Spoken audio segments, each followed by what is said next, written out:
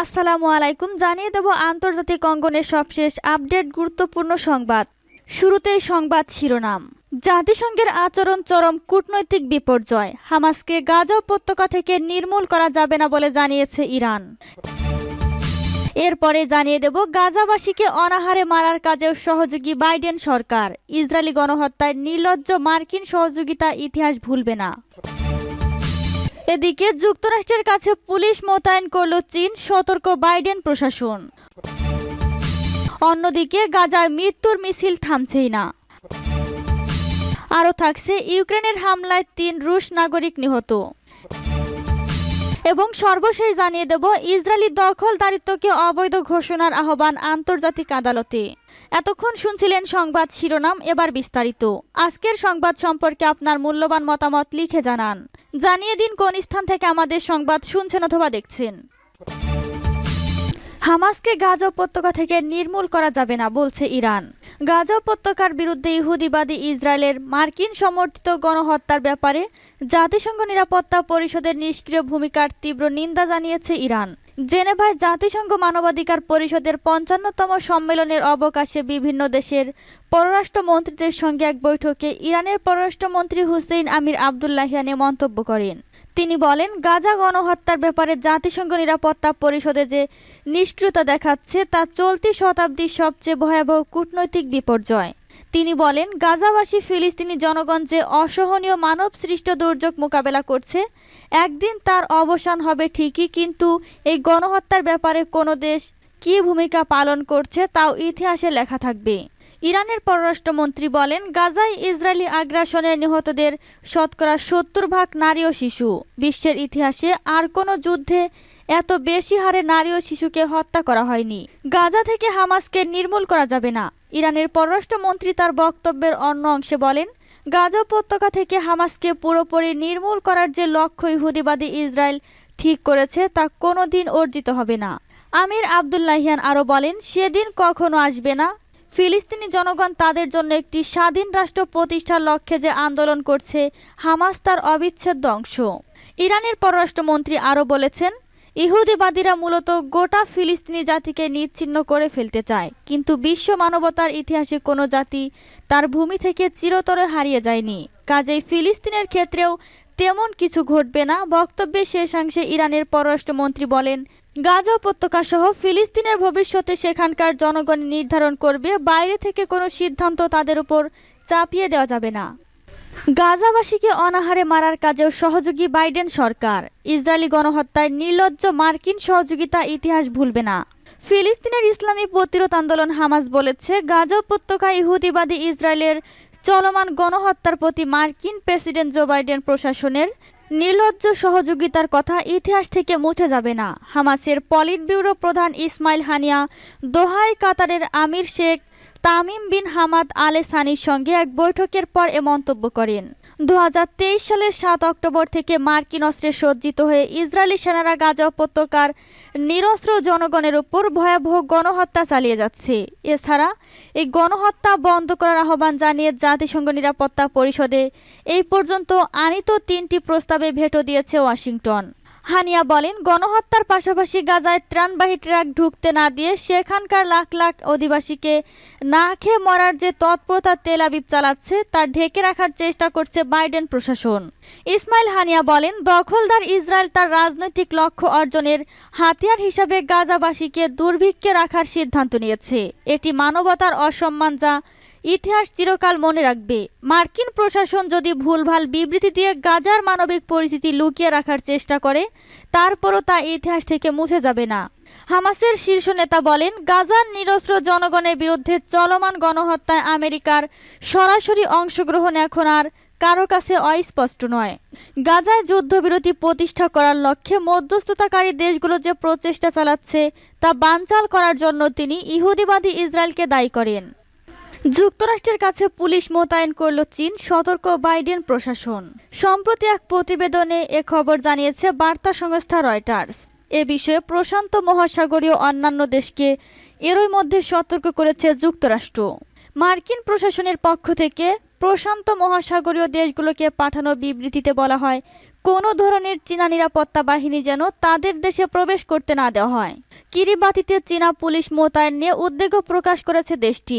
এর আগে কিরিবাতির ভারপ্রাপ্ত পুলিশ কমিশনার এরি অ্যারেস্টেরিয়া রয়টার্সকে বলেন, কোনো ধরনের আনুষ্ঠানিক ঘোষণা ছাড়াই কিরিবাতির পুলিশ বাহিনীর সঙ্গে কাজ করছে চীনা অফিসাররা।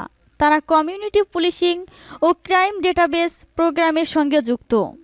গাজায় মৃত্যুর মিছিল থামছেই না। গাজায় মৃত্যুর মিছিল যেন থামছেই না, সেখানে ইসরায়েলি তাণ্ডব আরও বাড়ছে। অধিকৃত পশ্চিম তীরে ইসরায়েলি বাহিনীর অভিযানে ৩ জন নিহত এবং আর ৩ জন আহত হয়েছে। ফারা শরণার্থী শিবিরেও তীব্র লড়াইয়ের খবর পাওয়া গেছে। খবর আল জাজিরার। সম্প্রতি মার্কিন প্রেসিডেন্ট জো বাইডেন বলেছেন, তিনি আশা করছেন যে আগামী সোমবারের মধ্যে নতুন যুদ্ধবিরতি হতে পারে। তিনি আরও বলেন, আমার জাতীয় নিরাপত্তা উপদেষ্টা আমাকে বলেছেন যে আমরা যুদ্ধবিরতির কাছাকাছি আছি। এর আগে গাজায় মানবিক সহায়তার জন্য অপেক্ষমান লোকজনের উপর গুলি চালিয়েছে ইসরায়েলি বাহিনী। গাজা শহরের আল শিফা হাসপাতালের মেঝেতে পড়ে থাকা আহতদের লোকজনকে চিকিৎসা দেওয়া হচ্ছে। গত ৭ অক্টোবর ইসরায়েলের সীমান্তে প্রবেশ করে আকস্মিক হামলা চালায় ফিলিস্তিনি স্বাধীনতাকামী সংগঠন হামাস। এরপরেই গাজায় পাল্টা আক্রমণ শুরু করে ইসরায়েল। সেখানে সংঘাত শুরুর পর থেকে এখন পর্যন্ত কমপক্ষে ২৯,৭৮২ জন নিহত হয়েছে। এছাড়া আহত হয়েছে আরও ৭০,০৪৩ জন। এদিকে ফিলিস্তিনের ক্ষমতাসীন সরকারের প্রধানমন্ত্রী মোহাম্মদ শাতায় পদত্যাগ করেছেন। প্রেসিডেন্ট মাহমুদ আব্বাসের কাছে তিনি পদত্যাগপত্র জমা দেন। পদত্যাগপত্র জমা দেওয়ার পর এক সংবাদ সম্মেলন করে তিনি এ তথ্য নিশ্চিত করেছেন। এ সময় মোহাম্মদ শাতায় বলেন, আমি প্রেসিডেন্ট মাহমুদ আব্বাস বরাবর পদত্যাগপত্র জমা দিয়েছি। গাজায় ইসরায়েলি বাহিনীর আগ্রাসন এবং পশ্চিম তীর ও জেরুজালেমের সহিংসতা বৃদ্ধির প্রতিবাদে আমি এ পদক্ষেপ নিয়েছি। তার এই পদত্যাগের মধ্য দিয়ে কার্যত পুরো মন্ত্রিসভার পতন ঘটল। সংবাদ সম্মেলনে তিনি আরো বলেন, গাজা ভূখণ্ডের পরিস্থিতি এখন আর আগের মতো নেই। নতুন একটি বাস্তবতা সৃষ্টি হয়েছে, আর সেই বাস্তবতায় ফিলিস্তিনের অখণ্ডতা ও ঐক্য ধরে রাখতে হলে প্রয়োজন নতুন সরকার। তিনি বলেন, আমাদের সামনে সবচেয়ে বড় চ্যালেঞ্জ পরবর্তীতে আস্থার সঙ্গে খাপ খাইয়ে নেওয়া এবং এমন একটি সরকারকে ক্ষমতায় বসানো যে সরকার পুরো ফিলিস্তিনের ঐক্য দৃঢ় করতে পারবে। আমার পদত্যাগের মূল কারণ এটাই। ৩০ বছর আগে অসলো শান্তি চুক্তির আওতায় ফিলিস্তিনিদের সরকার কাঠামো তৈরি হয়েছিল, যার অধীনে ছিল পশ্চিম তীর, গাজা এবং জেরুজালেম। এই ৩ অঞ্চল একসময় ফিলিস্তিনের স্বাধীনতাকামী রাজনৈতিক দল ফাতা এবং অন্যান্য গোষ্ঠীগুলোর জোট প্যালেস্টাইনিয়ান অথরিটির অধীনে ছিল, কিন্তু ২০০৭ সালে গাজার নিয়ন্ত্রণ হামাসের হাতে চলে যায়। ইউক্রেনের হামলায় ৩ রুশ নাগরিক নিহত। পাল্টাপাল্টি হামলা চলছে রাশিয়া ইউক্রেন ফ্রন্ট লাইনে। সীমান্তবর্তী বেলগ্রদে ইউক্রেনের ড্রোন হামলায় প্রাণ গেছে ৩ রুশ নাগরিকের। গাড়িতে বিস্ফোরণে আহত হয়েছে আরও ৩ জন। খবর সিএনএনের। রুশ প্রতিরক্ষা মন্ত্রণালয় জানায়, কুপিয়ানস্ক, দনেতস্ক সহ বিভিন্ন ফ্রন্ট লাইনে ইউক্রেনের হামলা প্রতিহত করেছে তারা। আভদিভকায় যুক্তরাষ্ট্রের দেয়া M1 আমব্রাস ধ্বংস করেছে মস্কো বাহিনী।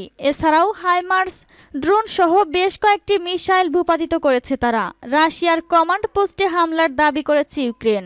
ধ্বংস করেছে মস্কো বাহিনীর ড্রোন হামলার নিয়ন্ত্রণ স্টেশন। এছাড়াও ২৪ ঘন্টায় পুতিন সেনাদের একাধিক হামলা ঠেকানোর দাবি করে তারা। এর আগে ২৫শে ফেব্রুয়ারি ইউক্রেনের প্রেসিডেন্ট ভলোদিমির জেলেনস্কি দাবি করেন, রাশিয়ার সাথে যুদ্ধে এখন পর্যন্ত ৩১,০০০ ইউক্রেনীয় সেনা প্রাণ হারিয়েছেন। ইসরায়েলি দখলদারিত্বকে অবৈধ ঘোষণার আহ্বান আন্তর্জাতিক আদালতে। ফিলিস্তিনের ভূখণ্ডে ইসরায়েলের দখলদারিত্বকে অবৈধ ঘোষণা করার আহ্বান জানিয়েছে তুরস্ক ও আরব রাষ্ট্রগুলো। আন্তর্জাতিক আদালতের কাছে আহ্বান জানানো হয়। একই সঙ্গে এই দখলদারিত্বকে শান্তি প্রতিষ্ঠায় প্রধান বাধা বলেও আখ্যায়িত করেছে তুরস্ক। গণমাধ্যমের প্রতিবেদনে বলা হয়েছে, ইসরায়েলি দখলদারিত্বের আইনি বৈধতা সম্পর্কে ২০২২ সালে জাতিসংঘের সাধারণ পরিষদের অনুরোধের পরে ৫০টিরও বেশি দেশের যুক্তিতর্ক শুনেছে ইন্টারন্যাশনাল কোর্ট অব জাস্টিস। হেগের এ আদালতে ফিলিস্তিনে ইসরায়েলের কয়েক দশকের দখলদারিত্ব নিয়ে শুনানির ষষ্ঠ ও শেষ দিন হয়।